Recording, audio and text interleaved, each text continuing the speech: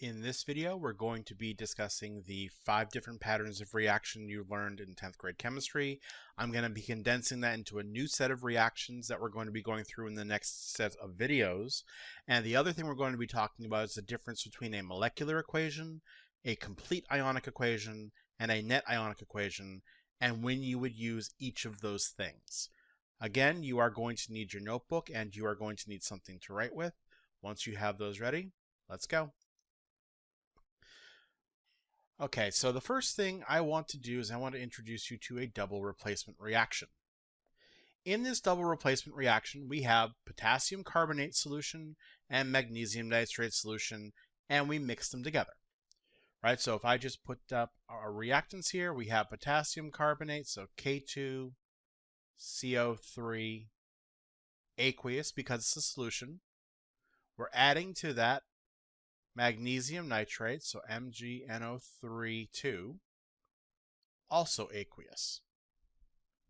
Now, because this is a double replacement reaction, the two positive ions switch places.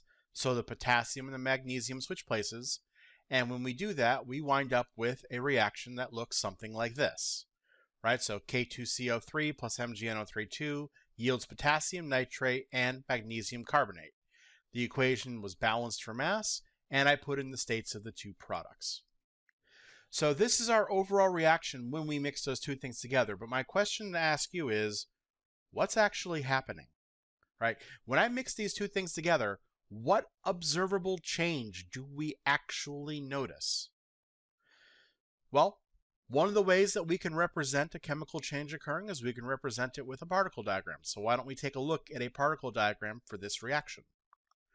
Right, so what we have is we have a solution. Now, instead of drawing out like spheres for the individual particles, you could just write them as symbols. Sometimes that does work.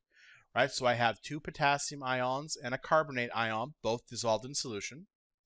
I have a magnesium ion and 2 nitrate ions dissolved in solution. When I pour them together, the magnesium ions and the carbonate ions come together and form a solid, which sits at the bottom right here. And then my potassium ions and my nitrate ions stay in solution. So this is what's happening from this reaction, starting from reactants and going to products.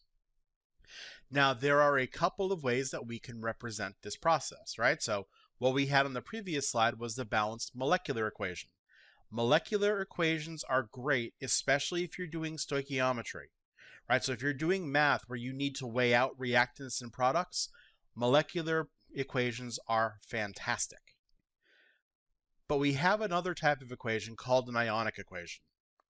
And ionic equations show what the reaction looks like throughout the process in terms of what's in solution. Right? So the first type of ionic equation is called a complete ionic equation. This shows every substance, both before and after, how they exist in both states, right? So all of your reactants, how they exist. So for example, our reactants in this case would be ions. Our products, we have some ions and we have some solids, right? So this shows you everything. The way that you write this is you basically just anything that's AQ, you break up into ions, right? Because everything is ionized before the reaction in this case, and then the other two stay ionized. Magnesium carbonate's a solid. So all we do is we take our two compounds that are ionized, our reactants, break them up into K plus and CO3 minus, and then Mg2 plus and NO3 minus. The potassium and the nitrate from our previous example stayed in solution. They didn't combine, right? So they stay separated. And magnesium carbonate turned into a solid and went down to the bottom of the container. So this is a complete ionic equation. This shows where everything is at every point. The AQ stuff is in solution. The solid settled to the bottom as a precipitate. But this right here looks kind of messy. So when would we use one of these?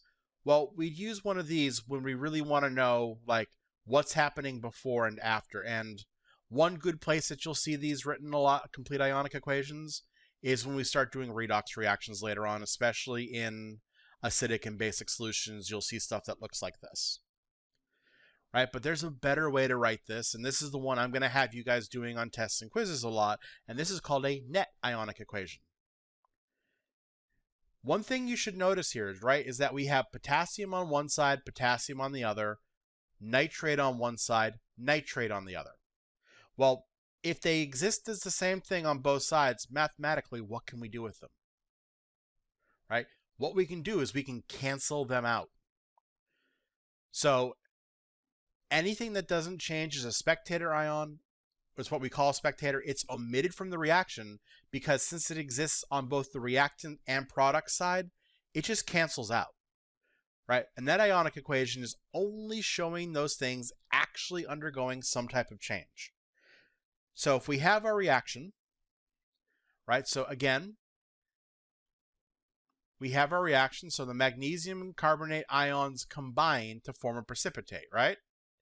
So our net ionic equation is going to show the formation of that precipitate because the potassium ions and the nitrate ions just stayed in solution. They didn't do anything, right? So here's our net ionic equation. It's just the formation of magnesium carbonate because those are the two things that combine to form our solid. There are a couple of ways you can go about doing this. One way you can go about doing this is the long way. You write your molecular equation, you break it up into your complete ionic equation, and then you cancel out all the spectator ions, and you're left with net ionic equations. Now, one thing about a net ionic equation is that it's always written in lowest ratio. So, for example, if I had a 2, and a 2 is my coefficients here, I'd just reduce them down to 1, 1, and 1.